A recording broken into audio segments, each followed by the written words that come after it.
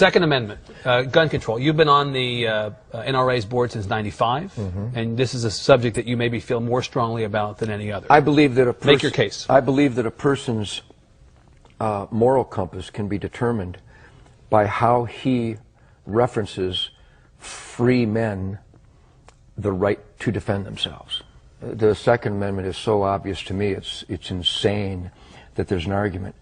God gave, let's pretend there is no document. Let's pretend brave families didn't leave the tyrants and the slave drivers of Europe so that they could practice the religion of their choice, so that they could speak out without being murdered, that they could produce wool without the king's men coming and taking it from them every season of harvest. Let's pretend none of that happened. Let's just pretend this guy named Ted Nugent parachuted onto Earth and woke up one morning and saw these wonderful resources and had dreams of excellence and being the best that I could be.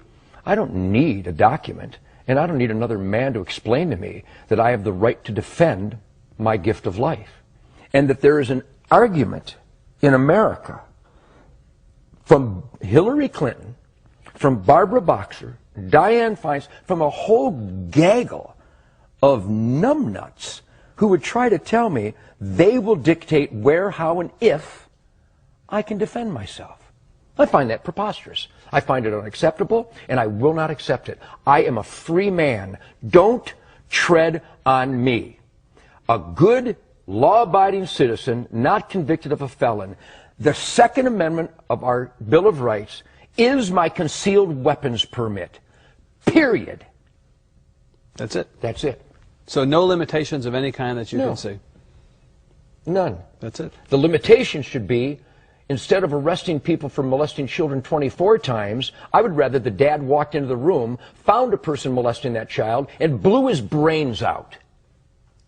I would rather that the lady in Massachusetts last month who was taking her daughter to soccer, who was carjacked by a recidivistic maggot who'd been in the prison system all his life but was let out again because we feel sorry for him. Maybe he had a bad childhood. Instead of her being hijacked and murdered, I'd rather she just shot the bastard dead.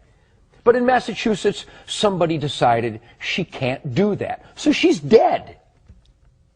I would rather she was alive and the carjacker was dead. I'm weird.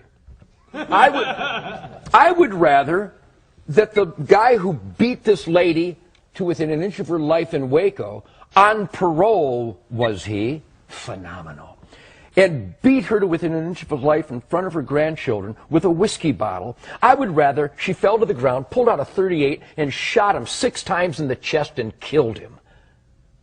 Am I weird? Because the guy is going to get out again. I don't like repeat offenders. I like dead offenders.